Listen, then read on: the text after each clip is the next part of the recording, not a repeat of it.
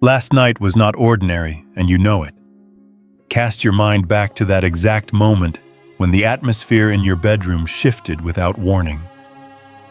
The room was the same. The walls had not moved. The door was closed just as it always is. Yet something in the air changed. It grew dense, almost textured, as if the oxygen itself had weight.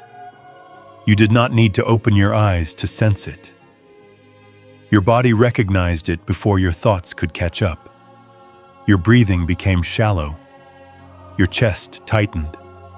There was a stillness so precise, so intentional, that it felt as though something invisible was standing perfectly still, watching, measuring, aware. Your logical mind tried to explain it away. Stress, exhaustion, anxiety. Maybe just another restless night. But your spirit reacted differently. Your spirit sounded an alarm that was ancient and instinctive, the kind that does not come from imagination, but from recognition. And before you allowed doubt to rewrite that memory, let me say this clearly: you were not imagining it. You were not being dramatic. You were not losing control. What you sensed was real. The heaviness was real. The awareness was real. The fear that surged through you was not weakness. It was a response to something beyond the physical. Your nervous system responded as if you were under threat, because it could not immediately categorize what it was encountering. Instinct took over. Your heart rate shifted. Your body braced. You felt exposed in the one place that is supposed to feel safest. There is something deeply unsettling about sensing presence in your own room. It challenges your idea of security. It forces you to confront the possibility that sleep is not as private as you thought. In that moment, questions likely raced through your mind. Why now? Why here? Why when I am most vulnerable? Why would something choose the hour when my body is weakest to come this close? It felt invasive. It felt suffocatingly near. And because it felt heavy, because it pressed into your personal space, your first interpretation was attack. You labeled it as dark. You assumed it was demonic. You believed you were being targeted. That conclusion makes sense given the intensity of the experience. But here is where everything shifts. What you encountered was not an assault from hell. It was something far greater, far more intentional, and far more significant. The silence you felt was not the chaos of darkness. It was the gravity of something holy. Darkness is loud. Darkness disrupts violently. Darkness thrives on confusion and panic. What stood in your room was not chaotic. It was observant. It was deliberate.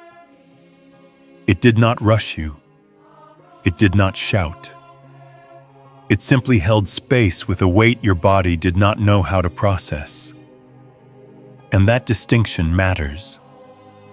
Because what you interpreted as danger was in fact evaluation. What you thought was an attack was an audit. You were not being hunted. You were being measured. There is a massive difference.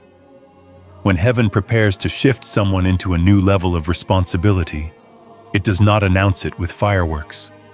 It sends presence. It sends scrutiny. It sends weight. And to the human nervous system, unfiltered divine presence can feel overwhelming. That does not mean it is evil. It means it is powerful. The reason your body reacted with fear is not because you were under assault. It is because your physical biology is conditioned for survival, not transcendence. You have been living under stress. You have been carrying responsibilities that never fully leave your shoulders. Your brain has been operating in a high alert state for far too long. So when something entered your space carrying a different frequency, a deeper stillness, a higher authority, your nervous system panicked because it could not reconcile the contrast. This message is here to decode that experience for you. You are not crazy. You are not spiritually attacked beyond repair. You experienced a shift. And before tonight arrives, you are going to understand exactly what happened, why it happened, and how to align your mind and body so that if it happens again, you do not freeze in fear but remain anchored in authority. You will learn how to calibrate your internal frequency so your biology no longer rebels against divine presence. You will be given a precise 3-step protocol to seal your space before sleep, not from paranoia, but from jurisdiction. This is not about hiding from the dark. It is about governing your environment with clarity. By the end of this message, you will not only understand last night, you will possess the tools to rest without bracing for impact. What felt like a threat was actually a threshold, and now you are ready to cross it consciously. You have to begin by being honest about your first reaction, because your first reaction tells a story about how you have been conditioned to interpret the unseen. When that heaviness settled over your room, when your chest tightened and your breath shortened, your immediate assumption was attack. You did not pause to consider promotion. You did not wonder if heaven had drawn near. Your mind went straight to defense. Something is wrong. Something is dark. Something is trying to harm me. That reaction did not come from weakness. It came from experience. You have fought battles before. You have endured seasons where the pressure was real, where opposition felt intentional, where every step forward seemed resisted by invisible resistance.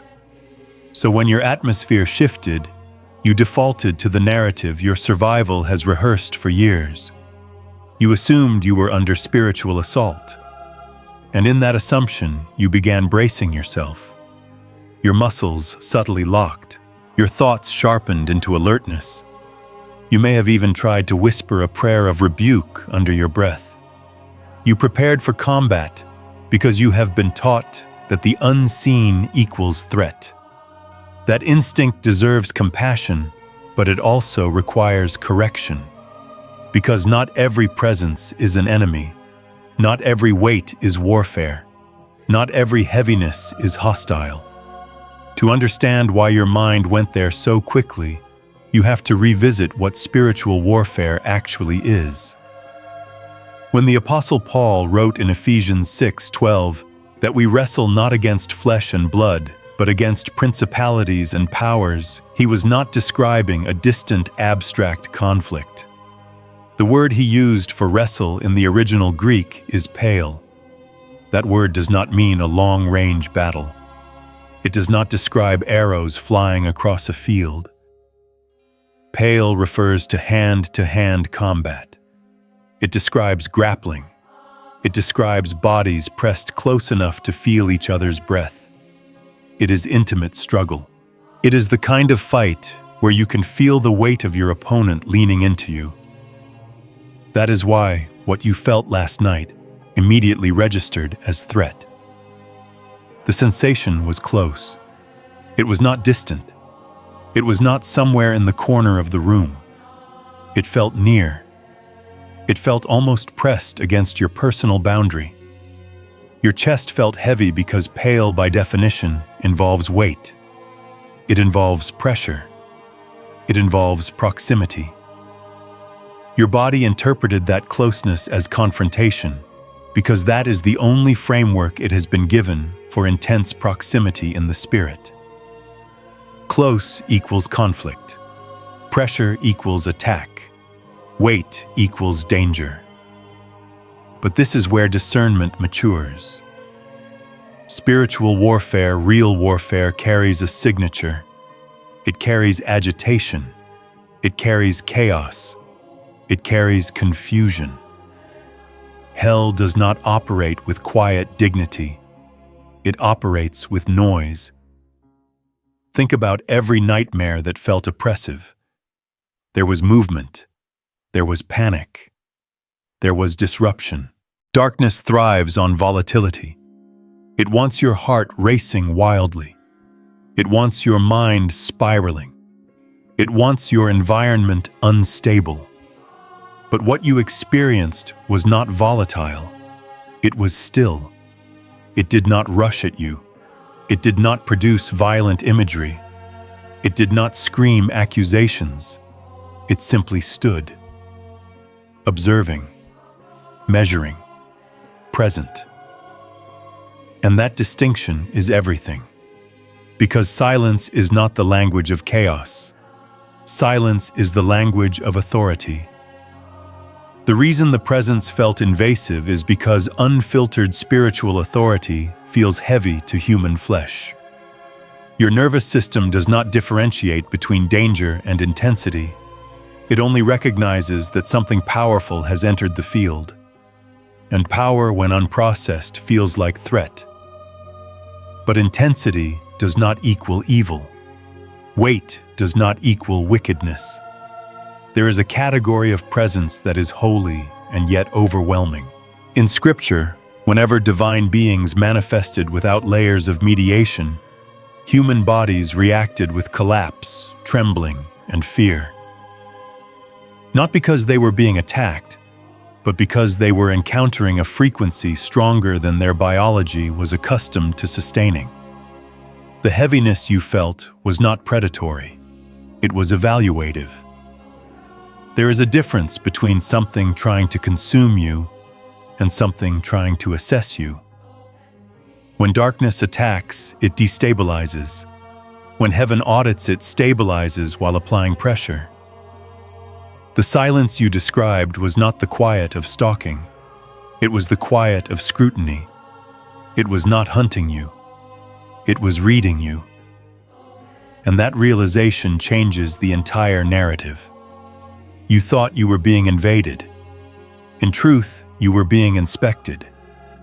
There is a profound shift that happens when you stop asking, "Who is trying to harm me?" and start asking, "Who is measuring my capacity?" An audit is not punishment. An audit is preparation. When institutions are about to be promoted, expanded, or entrusted with greater responsibility, they undergo review. Systems are examined. Stability is tested. Integrity is evaluated. Why would it be any different in the spiritual realm? You have been praying for elevation. You have been asking for clarity. You have been crying out for next-level alignment. But elevation requires assessment. Capacity must be measured before weight is increased. And that measurement often feels intense because it is precise. The reason the presence did not feel chaotic is because it was not chaotic. It was ordered. It was deliberate. It did not react to your fear because it was not there to feed on it. It remained steady because its purpose was not to intimidate, but to determine readiness. When you label every intense spiritual experience as demonic, you shrink your ability to recognize divine visitation. Not every heavy moment is an attack. Some are invitations to expand. Some are confirmations that your name has been discussed in places you cannot see. You misjudged the presence because you filtered it through trauma instead of through discernment. Trauma says brace. Discernment says observe. Trauma says fight. Discernment says inquire. And now you are being invited to upgrade your interpretation. What stood in your room was not there to suffocate you. It was there to weigh you, to measure your stability, to examine whether your internal structure can hold what you have been asking heaven to release. That is what an angelic audit is. It is a moment when the unseen realm assesses whether your spirit aligns with the mantle you are requesting. It is not about condemnation. It is about qualification. And qualification feels heavy because responsibility is heavy. The reason you felt exposed is because audits require transparency. Nothing hidden, nothing masked, just raw capacity examined in stillness. And your fear, while understandable, was based on incomplete information. You interpreted pressure as hostility, but now you understand that pressure can also mean preparation. You were not being attacked in the dark. You were being evaluated in the quiet. And that difference will change how you respond the next time heaven draws near. What you must understand now is that audits do not originate in isolation. They originate in deliberation. And before that presence ever entered your room, there was a discussion you could not hear, but your spirit was already part of. In the unseen realm, there are moments when your endurance, your silence under pressure, your restraint when provoked, and your faithfulness in obscurity are brought into review. You imagine heaven as distant, passive, detached from the small details of your sleepless nights. But that is not how spiritual governance operates. There are councils. There are evaluations. There are moments when your name is not spoken casually, but examined carefully. You have endured wilderness seasons without public applause. You have carried responsibilities that stretched you thin. You have absorbed betrayal without retaliating. You have resisted shortcuts that would have brought quick relief but long-term compromise. Those decisions did not evaporate into the air. They accumulated. And accumulation eventually triggers assessment. When institutions prepare to elevate someone into greater authority, they do not simply grant access because of desire. They measure capacity. They review stability.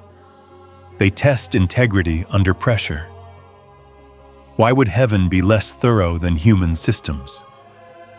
The visitation you experienced was not random curiosity. It was an evaluation of readiness. Promotion is never handed to the unmeasured, and the weight you felt was the gravity of that measurement.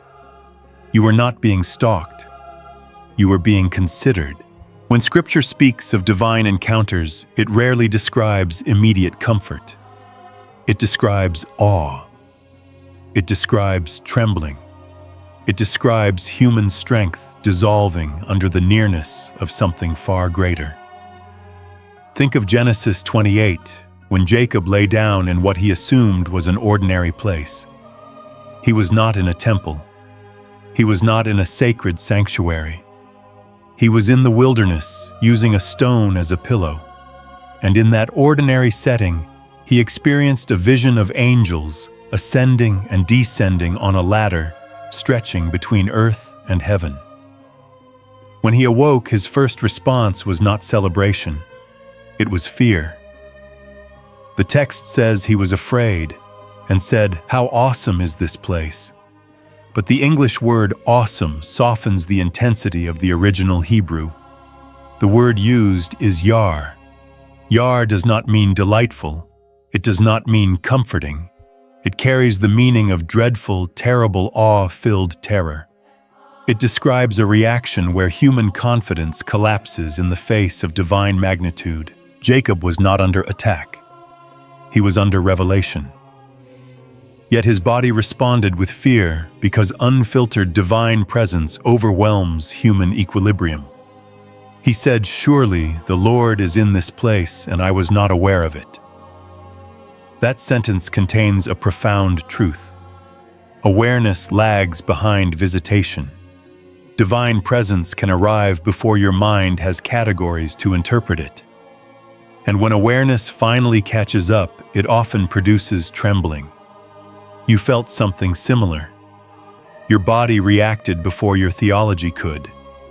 You sensed presence before you understood purpose.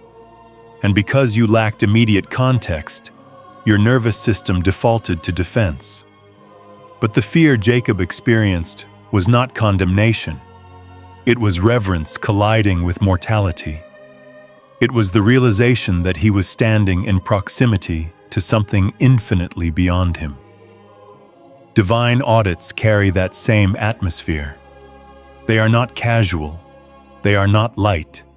They are precise and weighty because they concern responsibility. When you ask for expansion, when you pray for influence, when you cry out for breakthrough, You are not merely asking for comfort. You are asking for stewardship. Stewardship requires strength. Strength requires examination. And examination often feels intimidating because it exposes your internal structure. The heaviness you felt was not meant to crush you, but to reveal whether you can carry what you have been requesting. Divine presence often produces overwhelming reverence rather than relaxation, because holiness carries density. There is a gravity to purity. There is a seriousness to authority. When something utterly aligned enters a room saturated with human fatigue and stress, the contrast is dramatic. Your flesh recoils not because it is evil, but because it is finite. Yar captures that collision. It is the dread that comes when the finite stands before the infinite. It is the trembling that occurs when the temporal encounters the eternal. And yet, in that dread, there is also affirmation. Jacob did not die in that moment. He was marked. He renamed the place Bethel, House of God. The site of fear became the site of covenant. In the same way your bedroom did not become a battlefield, it became a review chamber. The atmosphere shifted because consideration was happening. You were being measured not for punishment, but for promotion. Promotion in the spirit does not look like applause. It looks like scrutiny. It looks like silence while your resilience is weighed. It looks like presence that does not flatter you, but studies you. And here is the critical truth: if the audit had found you unready, it would not have lingered. The fact that the presence remained steady rather than volatile indicates assessment, not rejection. When heaven evaluates, it does not arrive in chaos. It arrives in order. Chaos belongs to confusion. Order belongs to authority. The silence you felt was structured. It was not probing for weakness to exploit. It was discerning capacity to entrust. There is a profound shift when you realize that divine nearness is not always wrapped in warmth. Sometimes it is wrapped in weight. Not because you are in danger, but because you are in transition. Transition requires seriousness. You cannot move into greater assignment casually. You cannot carry expanded influence with a fragile nervous system. So evaluation precedes elevation, and elevation requires you to confront the parts of yourself that still operate in survival rather than sovereignty. The fear you felt was not evidence of failure. It was evidence of magnitude. Your body reacted because the moment mattered. If nothing significant were happening, nothing would have shifted. But something did shift. The air changed, the density increased, and you were confronted with the reality that you are not invisible in the unseen realm. Your endurance has been recorded. Your silence has been observed. Your growth has been monitored. And now readiness is being examined. Yar is not meant to paralyze you permanently. It is meant to awaken reverence. Reverence produces alignment. Alignment produces capacity, and capacity precedes promotion. The heavenly audit is not a threat to your safety. It is a confirmation of your trajectory. You were not visited because you are failing. You were visited because you are advancing. And advancement demands evaluation. Before you can fully embrace what the audit means, you have to confront something far more personal, and that is the weight you have been carrying long before last night ever happened. You are tired, not the kind of tired that sleep fixes, not the kind that disappears after a weekend off. You are tired in places words rarely reach.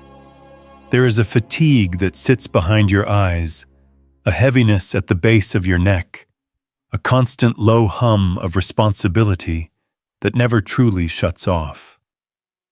You have become accustomed to being the strong one, the reliable one, the composed one, the one who absorbs pressure so others do not have to.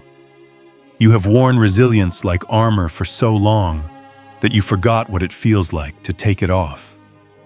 And when the presence filled your room, when the air grew dense and your chest tightened, part of your reaction was not just fear of the unknown, it was frustration. Because deep down there is a thought you rarely admit out loud. I am tired of being strong. I am tired of always carrying. I am tired of being the one who must endure without breaking. You may even have whispered internally, just for one night, can I not be the chosen one? Just for one night, can I sleep without weight pressing on me? That thought does not make you ungrateful. It makes you human. Strength without rest becomes strain. Responsibility without relief becomes burden. And you have been operating at high capacity for longer than most people realize. The hidden exhaustion is not a sign that you are failing your calling. It is evidence that you understand its magnitude. People who treat responsibility lightly are rarely the ones entrusted with it. The fact that you feel the gravity means you recognize what is at stake. You have seen what happens when people ascend too quickly without inner structure. You have watched others gain platforms, resources, influence only to unravel because they were not anchored. That awareness lives inside you. And so when you sense elevation approaching, when you feel the possibility of more being placed on your shoulders, fear surfaces. Not because you lack faith, but because you understand weight. You know the previous level almost drained you. You know the last season required sacrifices no one applauded. So the idea of greater responsibility triggers caution.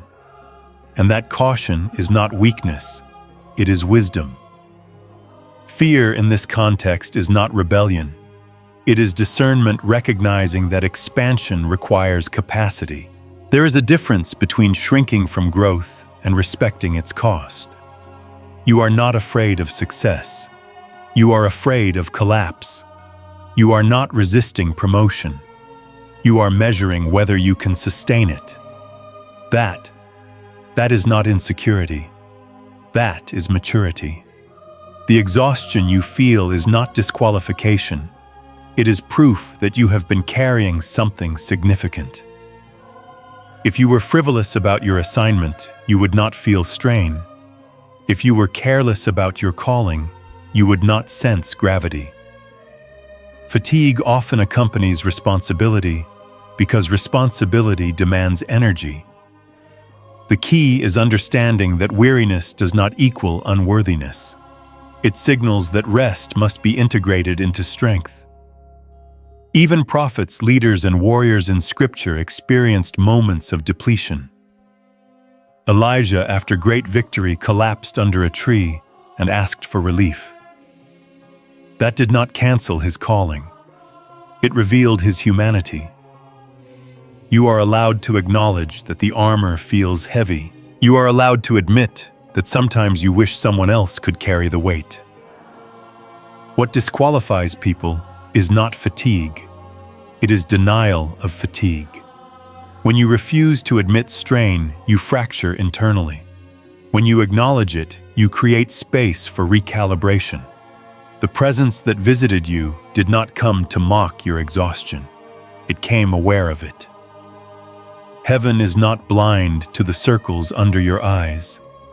It is not unaware of the silent battles you fight at 3 a.m. when everyone else is asleep. Your fear of the next level is not a lack of faith. It is your spirit saying, if more is coming, I must be fortified. And that is the correct instinct. Promotion without preparation destroys. Preparation requires awareness of limits.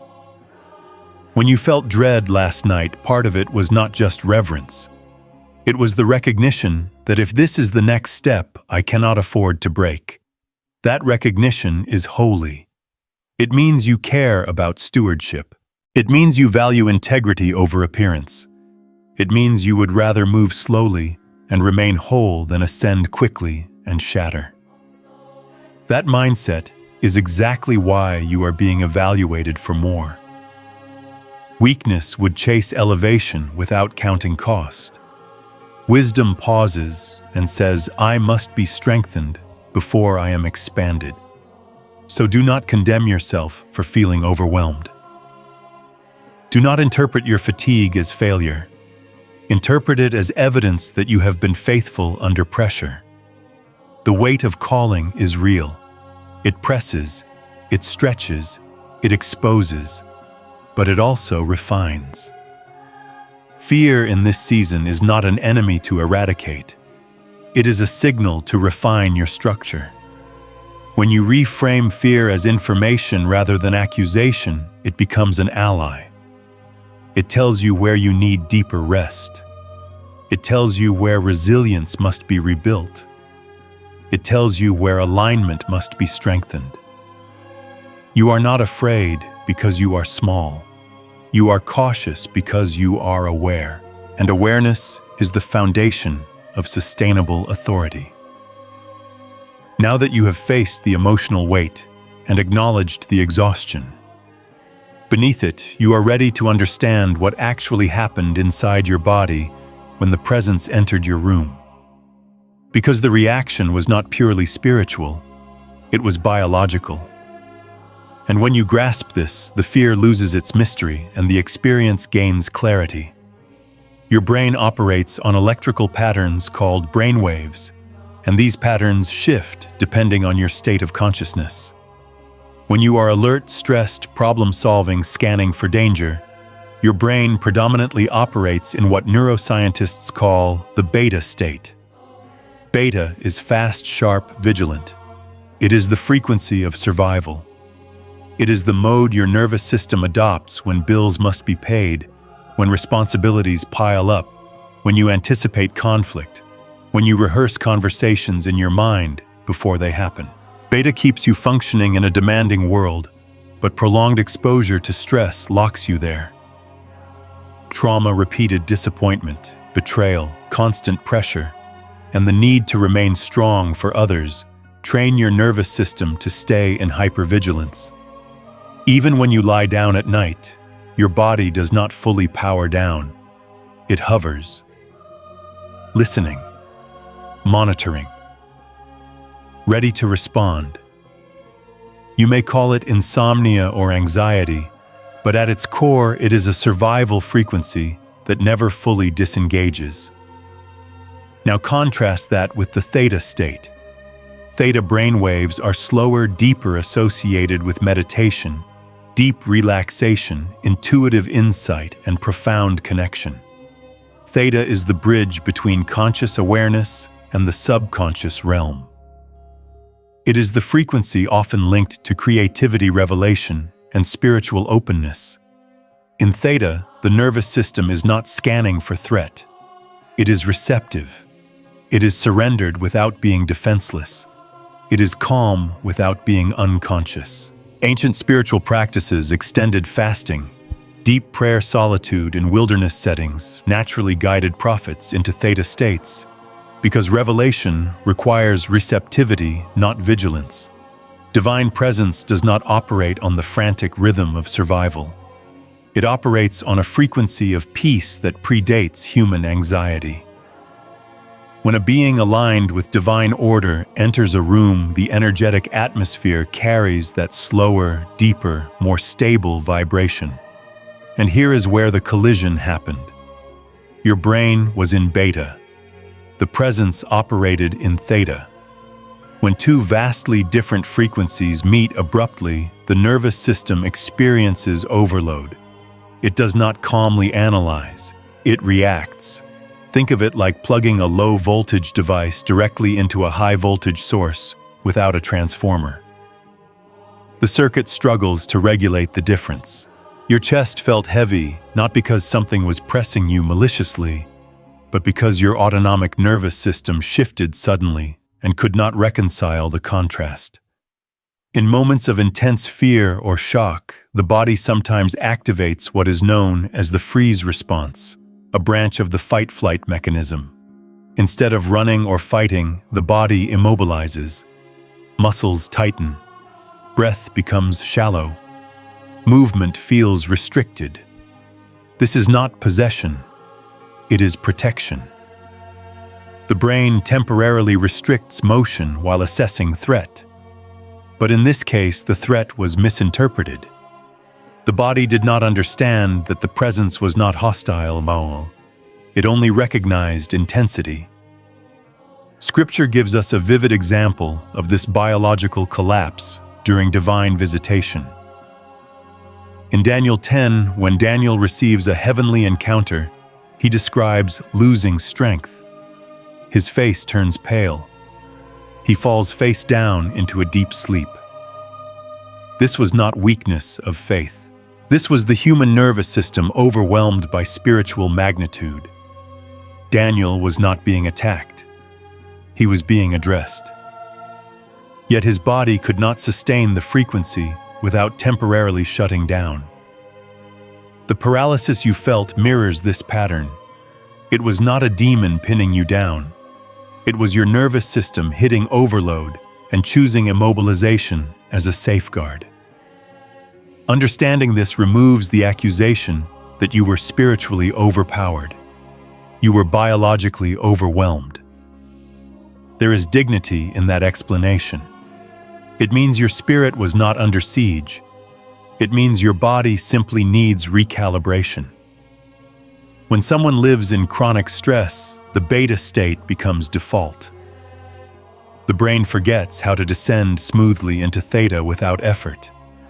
So when theta arrives externally, instead of gently synchronizing, the body panics. The heaviness, the shallow breathing, the sense of being frozen were not signs of defeat. They were signs of mismatch.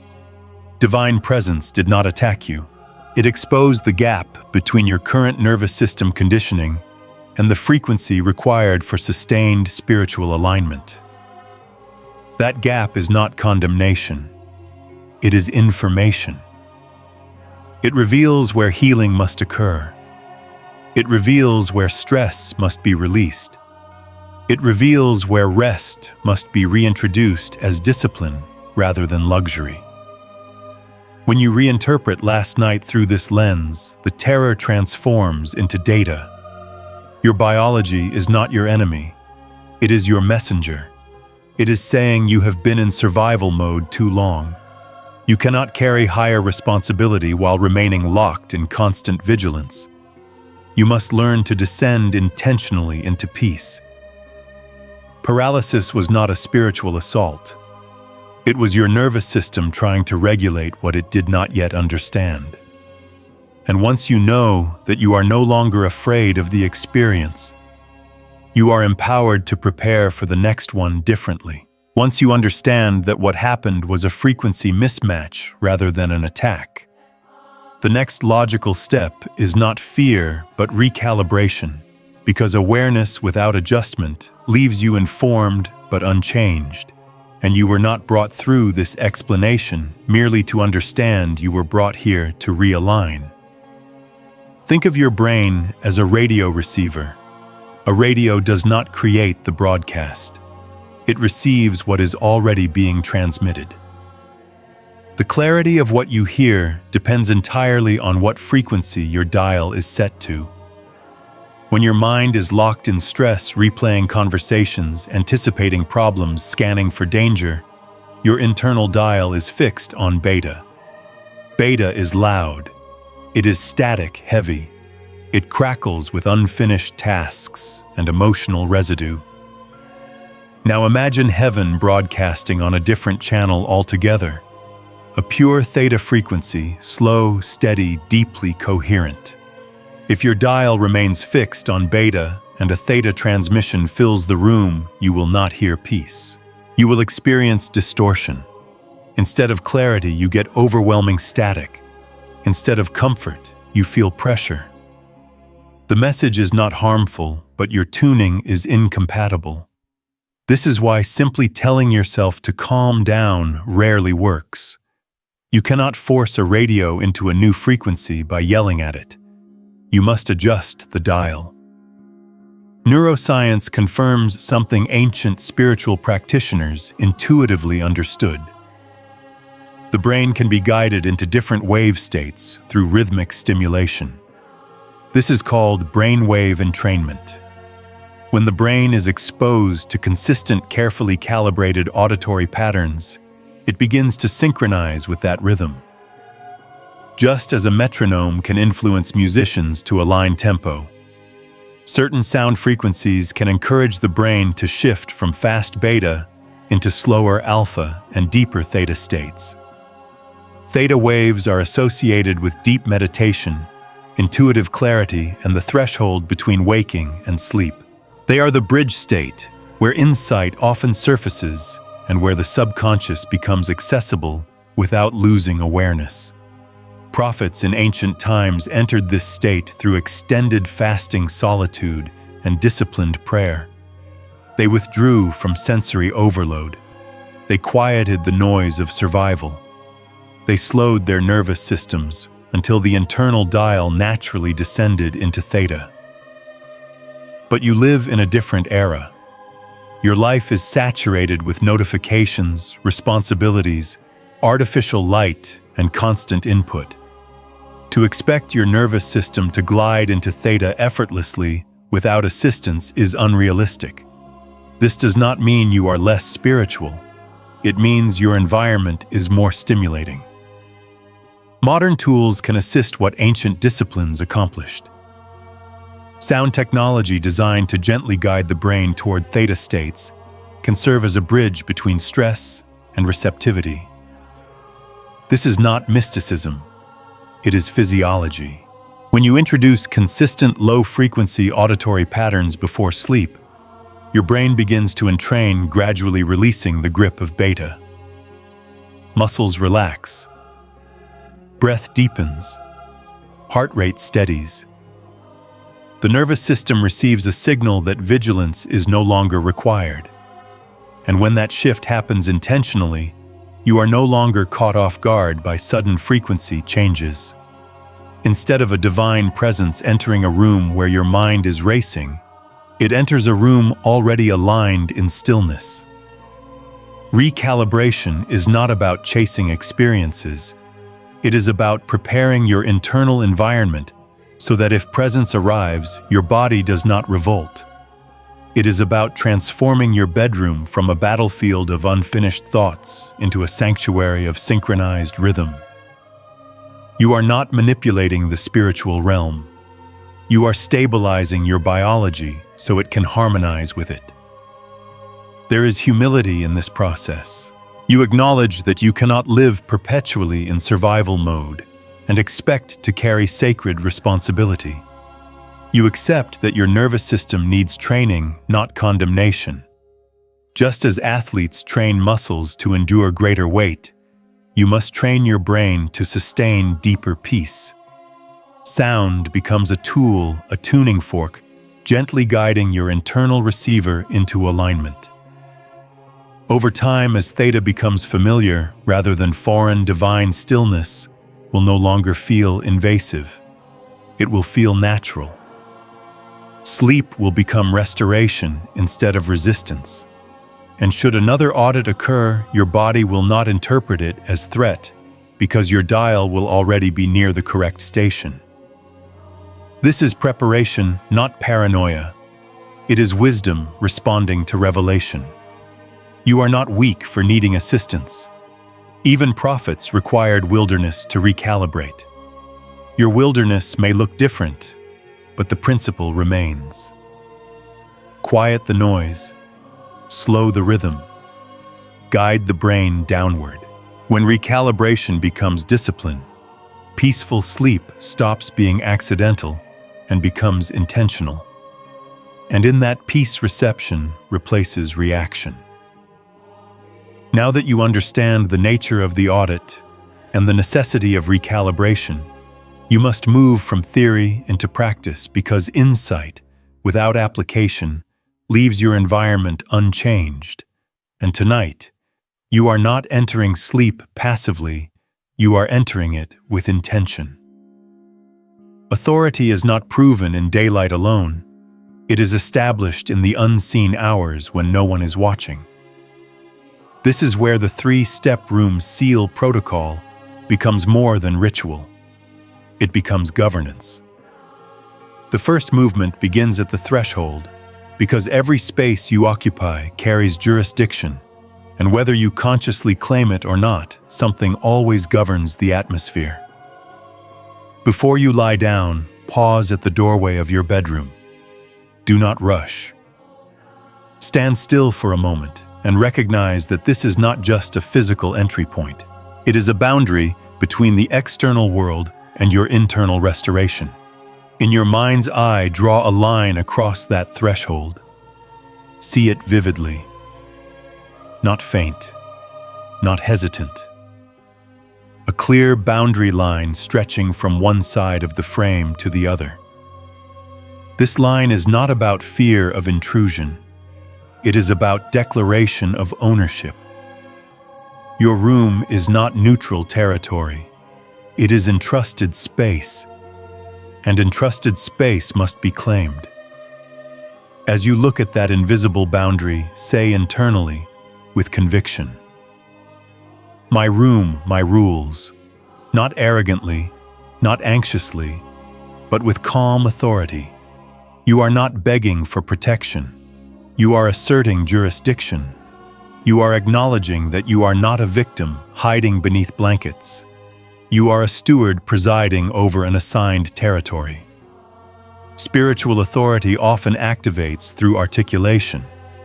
When you speak with clarity, your nervous system aligns with the statement. The body responds to conviction. The doorway declaration tells your mind that this environment is ordered. Chaos does not decide what enters. You do. This simple act interrupts the subconscious narrative of vulnerability. It shifts posture from defensive to governing. Once the boundary is set, you transition into the second movement, because declaration without alignment can feel hollow if the atmosphere remains saturated with the residue of the day. This is where the frequency anchor becomes essential.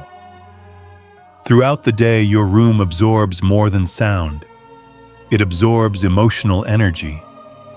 Conversations replayed aloud. Phone calls filled with tension. Internal monologues whispered into the air. Even silence can carry stress. When you enter at night, you often lie down in a space still humming with beta static. To expect immediate peace without first shifting that field is unrealistic. This is why you intentionally introduce a new rhythm. Use the audio tools that guide your brain toward theta not as superstition, but as calibration. Let the sound fill the room softly, not as noise, but as anchor. Sound reshapes perception. It gives the nervous system something steady to follow. As the consistent rhythm unfolds, imagine the static of the day dissolving. Bills, conversations, disappointments, unfinished tasks, all of it gradually losing volume. You are not escaping responsibility. You are resetting frequency. The room that once carried tension now carries coherence.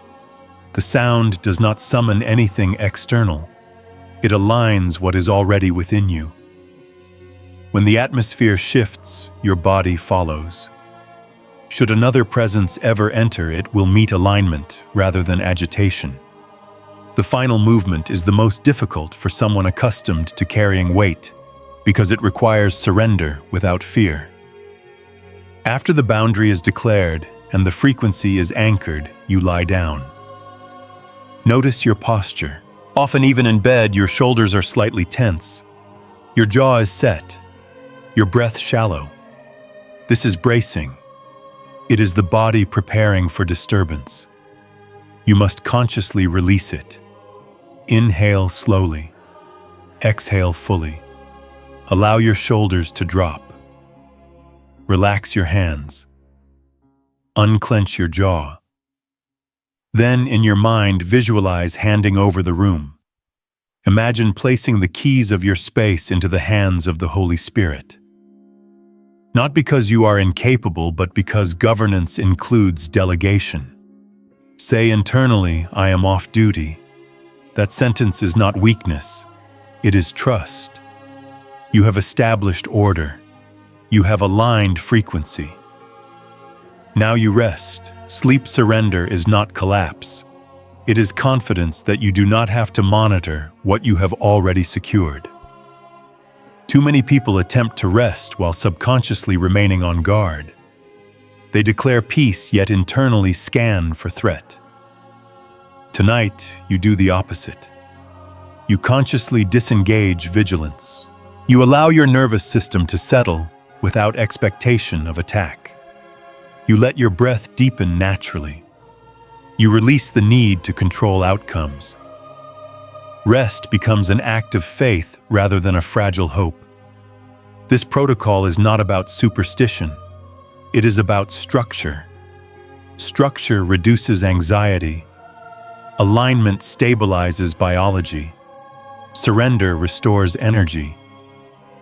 When these three movements work together, your bedroom transforms from a space of uncertainty into a sanctuary of order. And when you enter sleep this way, you are not hiding from the dark. You are reigning over it. Even after you establish jurisdiction, recalibrate your frequency, and surrender the room with confidence, you must understand something crucial about authority. Once declared, it is often tested. Not because it failed, but because it was activated. When boundaries are set, resistance sometimes probes them, not with overwhelming force, but with subtle tactics designed to see if you truly believe what you declared. This is where the three counterattacks come into play, and recognizing them in advance transforms you from reactive to prepared. The first tactic often arrives as what can only be described as the false whisper. As you drift between wakefulness and sleep, you may suddenly hear your name called softly, or a sharp sound close to your ear, a knock that does not repeat, a subtle shift that startles your nervous system. The purpose is not to harm you, it is to hook your attention. The moment your eyes fly open and you begin scanning the shadows, the engagement has succeeded. The whisper is bait. It is designed to pull you out of theta alignment and thrust you back into beta vigilance. Your heart jumps, your breathing tightens, and you are back in survival mode. But now that you understand the strategy, your response changes. When the false whisper attempts to provoke you, you do not engage. You do not sit up. You do not search the corners of the room. You remain still. You let your breath deepen rather than shorten. You remind yourself that sudden sensory jolts are common during transitional brainwave states. As the brain descends into sleep, it can misfire brief auditory illusions. They feel external but originate internally. Recognizing this removes the mystery. Instead of reacting with fear, you treat it as static dissipating.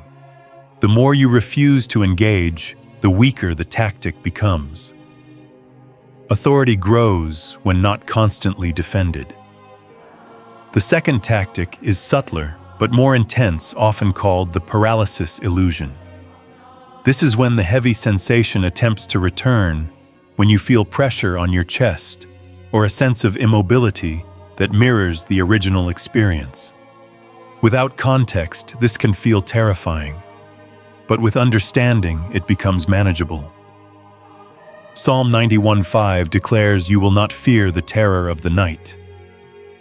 In Hebrew, the phrase pachad leila refers to sudden, unexplained dread that seizes the body. Pachad does not always point to an external attacker. It describes a shock of fear that appears without visible cause. Leila refers to night, the vulnerable hours when the mind is less guarded. Together, Pachad Leila captures that phantom dread that grips the nervous system. The enemy of your peace wants your biology to contradict your theology. It wants your body to react as if you are in danger even when your spirit has declared safety. But the paralysis illusion is often a neurological echo. During transitions between sleep cycles, the brain can temporarily inhibit muscle movement to prevent acting out dreams. If consciousness flickers on during this process, you may feel awake but unable to move. This is not spiritual domination.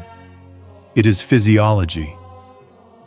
When you reinterpret the sensation as a biological state rather than a spiritual assault, fear loosens its grip.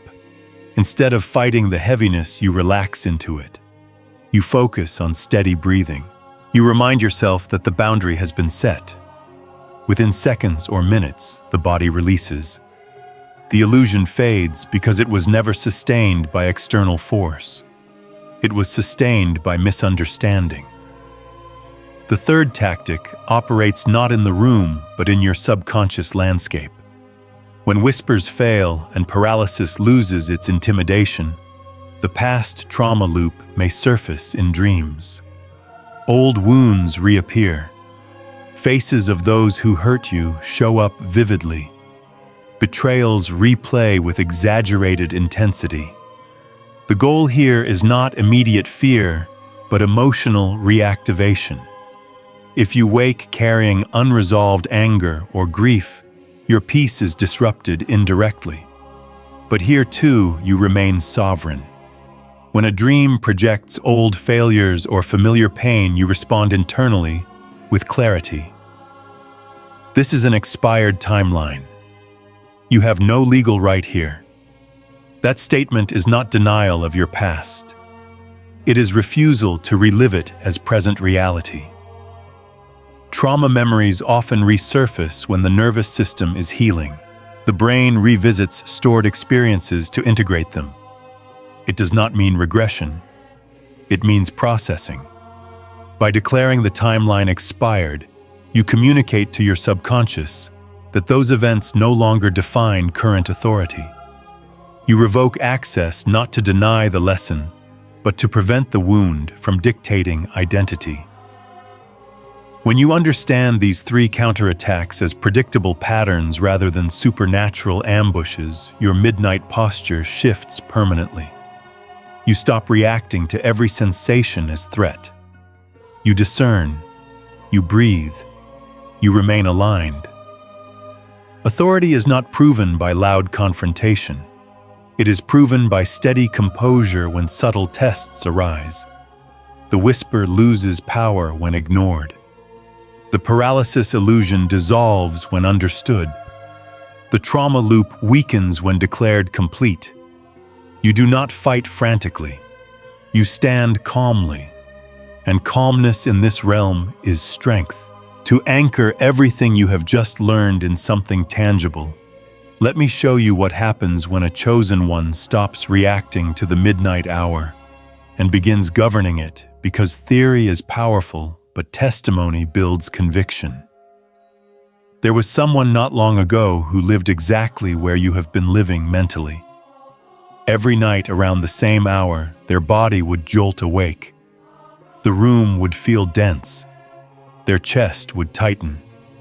The clock would glow with that familiar time between 2:30 and 3:30 a.m., and dread would flood in before logic could intervene. They were convinced something had been assigned to torment them. Their sleep became fragmented. Their mornings began exhausted. Their days felt heavy because restoration never fully arrived at night. This cycle repeated for weeks. Their business began to suffer. Creativity dried up. Focus weakened. They started to question their calling, not because they lacked faith, but because constant fatigue erodes clarity. When the body is in chronic survival mode, even minor challenges feel overwhelming. They had prayed, rebuked, resisted, even rearranged furniture, trying to change the atmosphere. Nothing shifted because the core issue had not been addressed. The problem was not invasion. It was misinterpretation, and frequency mismatch. When they learned about beta and theta alignment, something clicked. For the first time, they understood that their nervous system had been stuck in hypervigilance for years. They were living strong during the day and bracing at night. Their brain never fully powered down, so they began the recalibration process deliberately. Each evening before sleep, they introduced gentle theta-aligned audio into their room. Not loudly, not theatrically, simply steady and consistent. They treated it as tuning rather than protection. At the doorway, they practiced the boundary declaration. They did not rush through it. They stood still and mentally drew the line. My room, my rules. The first few nights felt awkward. Authority feels unfamiliar when you have been living in defense. But they persisted. They combined declaration with surrender. After setting the boundary and anchoring the frequency, they consciously released their bracing posture. They visualized handing the keys of their room to the Holy Spirit and said internally, I am off duty. The first 2 nights were tested. The false whisper arrived as expected. A sudden sound near their ear. Their heart jumped, but instead of sitting up, they remained still. Breath slow, eyes closed. Within seconds, the tension faded. The paralysis illusion attempted to resurface on the 3rd night. The heavy sensation pressed lightly against their chest. Instead of panicking, they remembered Daniel's collapse was not attack, but overload. They relaxed into the sensation. It dissolved faster than it had in previous weeks. This is where transformation began. By the end of the first week, the atmosphere of the room felt different before they even lay down. It felt ordered, predictable, stable. Their nervous system began descending into sleep without abrupt jolts. Theta alignment became familiar rather than foreign. The midnight hour stopped feeling like a battleground and started feeling like quiet territory. And here is where the deeper shift unfolded. In that calm state, creativity returned. One night, instead of waking in fear, they woke briefly with a clear, structured idea about restructuring their business model. Not anxiety-driven, but intuitive. They wrote it down and went back to sleep peacefully. Over the next few weeks, more insights surfaced during that receptive window between wake and sleep. Not chaotic downloads, calm, coherent clarity. They implemented those adjustments steadily.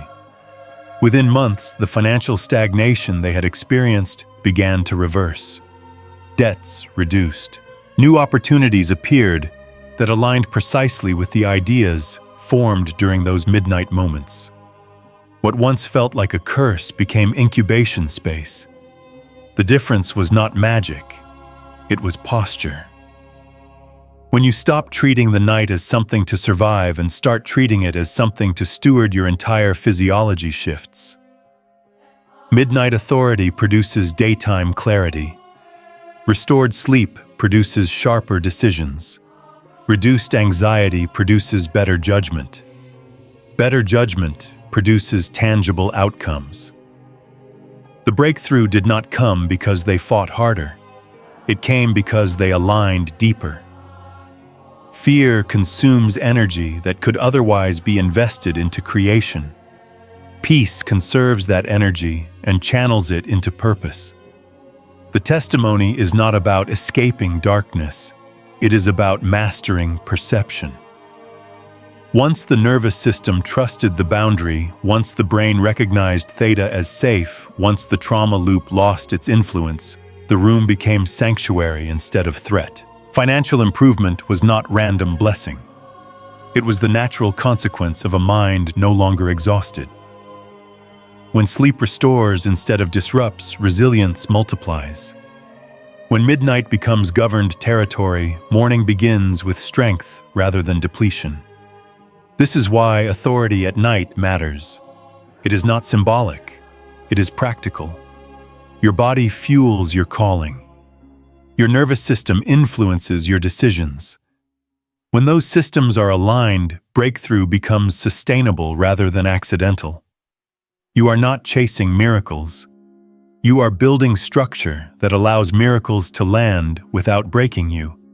And the same shift that transformed their nights is available to you. Now everything shifts from understanding to activation, because explanation without commissioning leaves power dormant. And you were not brought this far simply to feel informed. You were brought here to stand in authority. There comes a moment when teaching ends and alignment begins, when insight must translate into declaration. This is that moment. You are no longer the observer analyzing what happened last night. You are the steward preparing to govern what happens tonight. And this transition requires intention. What you are about to do is not a casual prayer whispered half asleep. It is what can be called a sealing ceremony, not because the sealing itself holds power, but because it symbolizes the boundary of your physical space, the limit of your visible environment. When you lie in your bed and look upward, that sealing represents the final layer between your body and the unseen realm above. It is the canopy over your rest. It is the surface beneath which your nervous system either braces or relaxes. Tonight, you no longer stare at it in uncertainty. Tonight, you address it with clarity. Wherever you are reading this, pause for a moment and imagine yourself lying on your back, eyes open, looking at that ceiling. Feel your body against the mattress. Notice your breath.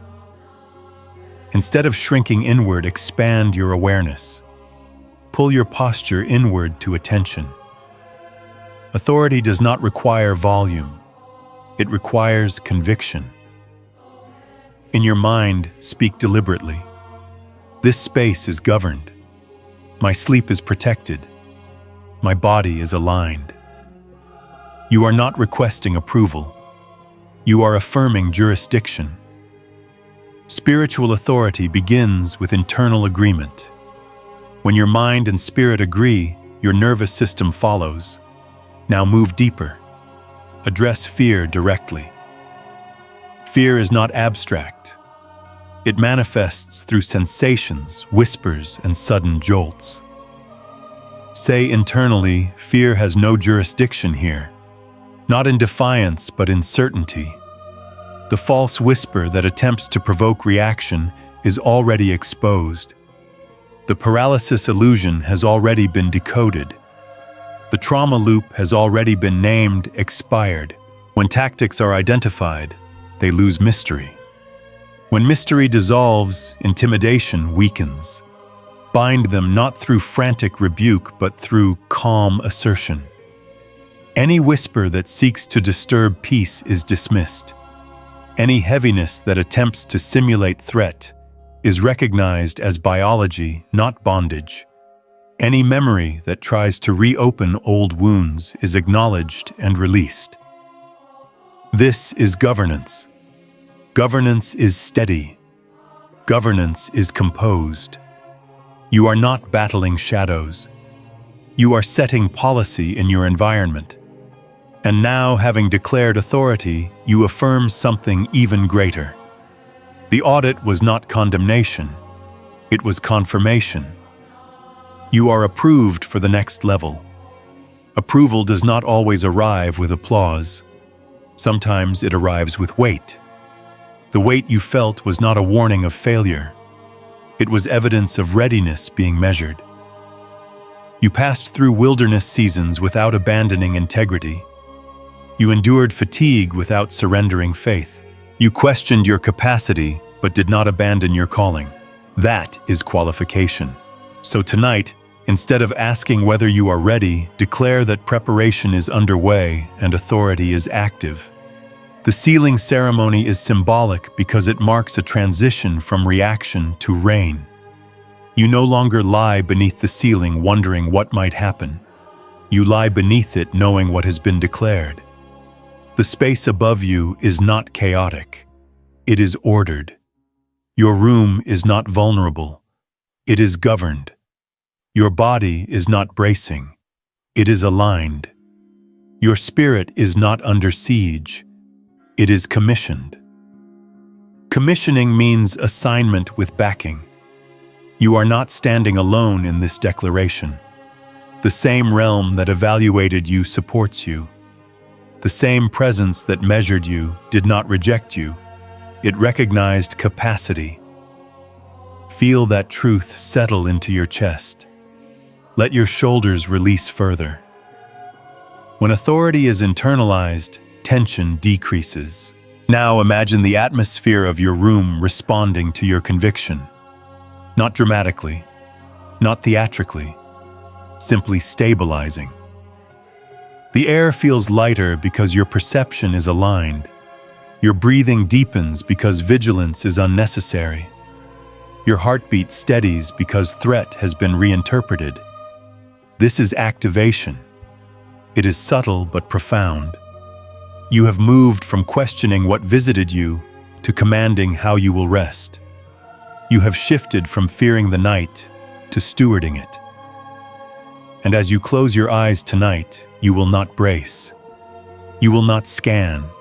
You will not anticipate disturbance. You will sleep as someone who has declared order and accepted promotion. Approval for the next level does not mean more chaos. It means greater stability. It means deeper peace. It means increased clarity. And as you settle into that peace, you are not merely ending a message. You are stepping into alignment. The moment you have been preparing for is not tomorrow. It is tonight, because governing your midnight hour is not about anticipating some distant future breakthrough. It is about recognizing that the audit has already taken place and the verdict has already been rendered. The weight you felt was not an accusation. It was assessment. And assessment implies conclusion. You were measured, not rejected. Evaluated, not condemned. The presence did not linger in chaos because chaos was not the agenda. The silence that surrounded you was structured. The heaviness that startled you was intentional. And now you understand what it signified. The audit is complete. Promotion is approved. The only remaining question is not whether heaven trusts you. It is whether you will trust yourself enough to stand in the authority you have already been granted. Governing your midnight hour begins with posture. For too long, perhaps without realizing it, you approached the night as something to survive. You lay beneath the ceiling, bracing for disturbance, scanning for threat, interpreting every sensation as potential attack. That is the posture of someone who feels hunted. But you are not hunted. You are commissioned. The transition from victim to commander does not require dramatic gestures. It requires internal agreement. You stop asking what might happen to me and start declaring what is allowed here. You stop shrinking inward when the lights go off and instead expand your awareness of jurisdiction. Authority is quiet but firm. It does not shout because it does not doubt. Tonight, as you approach your room, remember that the threshold you cross is not merely a doorway. It is a line of governance. When you say, "My room, my rules," you are not repeating a phrase. You are activating alignment. You are reminding your nervous system that this environment is ordered. You are informing your subconscious that bracing is no longer required. You are signaling to your spirit that fear does not set policy here. The more consistently you hold that declaration, the less resistance you will encounter, because resistance thrives on hesitation. Clarity dissolves it. This is the shift from reacting to reigning. Reigning does not mean controlling every external variable. It means regulating your internal state regardless of external noise. Midnight is symbolic because it is when vulnerability feels highest. The world is quiet. Distractions fade. thoughts surface, sensations intensify. But that vulnerability is not weakness. It is opportunity. It is the hour where recalibration becomes most effective. When you govern midnight, you influence morning. When you sleep aligned, you wake clear. When your nervous system rests fully, your decisions sharpen. This is not mystical exaggeration. It is integrated wisdom. Your body fuels your calling. Your sleep fuels your body. Therefore, your midnight hour fuels your destiny. If the audit confirmed readiness, then governing the night confirms maturity. You are no longer someone startled by presence. You are someone prepared for it. You are no longer someone paralyzed by sensation. You are someone who understands biology and spirit working together. You are no longer someone chasing reassurance. You are someone holding alignment. Tonight, do not end this with a casual amen. Do not dissipate this activation into polite agreement. Instead, hold it. Let the authority settle into your chest like weight that no longer frightens you. Feel your breathing steady. Feel your shoulders relax. Feel the subtle confidence of someone who knows the evaluation has passed. There is a difference between being comforted and being commissioned. Comfort soothes. Commission empowers. You were not led through this message to be soothed temporarily. You were led here to activate permanently. So when you lie down and look at your ceiling, do not rush to sleep immediately. Hold the silence for a moment. Let your declaration echo internally. My room, my rules. Let that phrase sink into your nervous system. Let it anchor in your subconscious. Let it replace every old narrative of vulnerability. You do not need dramatic confirmation. You need consistent alignment. The audit is complete. Promotion is approved. Authority is active. Now govern your midnight hour not with fear, not with anxiety, but with quiet conviction. And as you close your eyes, do not seek comfort. Rest in command.